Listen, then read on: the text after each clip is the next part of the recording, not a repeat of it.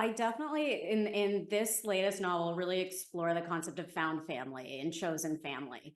And I think those two, Karishma and Jyoti, are really chosen family. Like they grew up together, they have supported each other. Obviously there's, you know, some secrets in the past that come out in the story, but they really have that. And I think that's really important, especially, I mean, this novel really explores people who are opting for child-free lifestyles.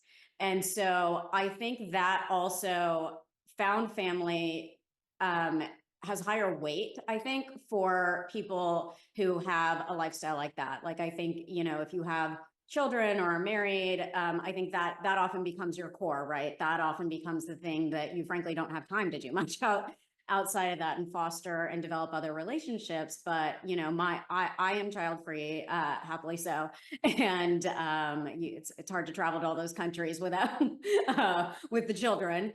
But I think it's just exploring the fact that there are different paths in life. And if you've chosen the path of marriage and children, there's nothing wrong with that. But there's also other paths, and there's people who maybe want to be on a different path. And I think on that other path, friendships are incredibly important.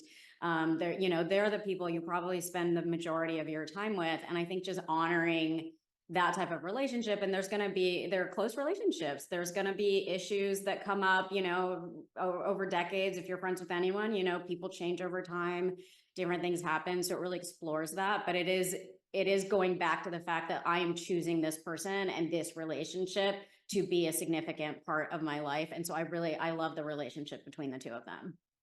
Because I do each book in a different country, for Italy, I knew it had to be food. It had to be food and wine, because that is synonymous with Italy. And so then it made sense to have the chef character. But also, I was very fortunate. So my trips to Tuscany, my very first trip to Tuscany, was to visit a friend who's a chef who was living there.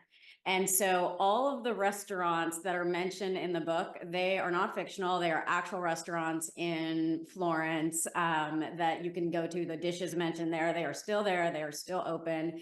And so I had this very curated culinary tour of Florence by a chef friend who had been living there for a year. And then subsequently, when I've gone on trips, that friend has moved back to the States, but another friend has lived in Florence for, I think, 7 or 8 years now.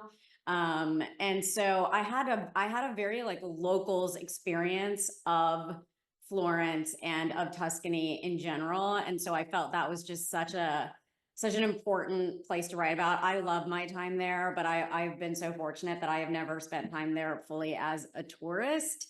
And so that's why much of this novel takes place south of the river. Most of the tourist stuff is north of the river, because that's where more of the local people live. And so in the earlier drafts of this novel, I didn't have the Duomo in it. And so one of my editors, the one in Canada, had said, can we add something? You know, it's such an iconic thing. Can we add the Duomo in there? So I added a scene where they're sitting there and you're overlooking that. And I think the reason it wasn't in there before is because that's really part of the tourist part of the city. And I've always been on the literal other side of the river. And so yeah, so it was definitely, I just can't, it's what I associate with Florence and Tuscany, because it's always been around food while I've been there. So, and it's just such a wonderful place. I wrote the text of the book first, not knowing that I was going to actually be including recipes in the back of the book. And so I wrote dishes that I had envisioned for myself that I'd been thinking about, oh, I'd love to try this someday. And I wrote it into the book without ever trying it. And so then when we got to the stage where my editor had suggested, following me on social media, it's clear that I know how to cook. Had said, hey, why don't you include the recipes from the book? And I had said, well, I didn't actually ever make them. In my mind, I suspected they would be good. But so then that came about, as you know, the text gets locked much earlier than the Mac matter. And so the text was locked, and I thought to myself, oh my gosh, these better actually be good because now I'm including them. Fortunately, it panned out, but definitely I was channeling My inner Jyoti. I make a ton of pasta. I don't know what that can, but I am that person who makes the like pretty colored pasta and the patterns and this and the laminated herbs, and some of the stuff she does in there definitely is stuff that I enjoy doing.